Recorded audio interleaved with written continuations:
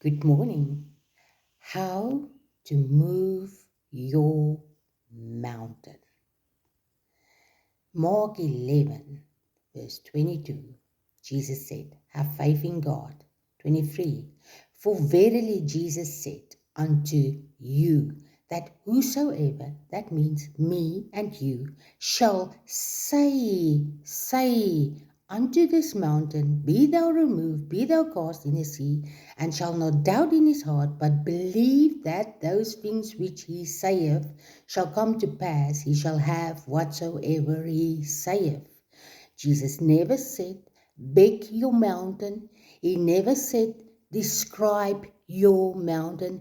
He said, whosoever shall say to the mountain, be thou removed, and be thou cast in the sea, and shall not doubt in his heart, but believe what he saith, if he shall have what he saith.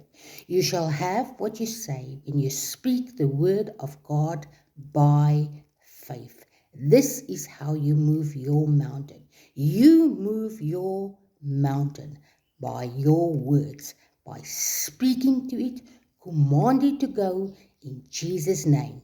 Use your faith, release your faith, and your mountain will be removed. In Jesus' name, be blessed.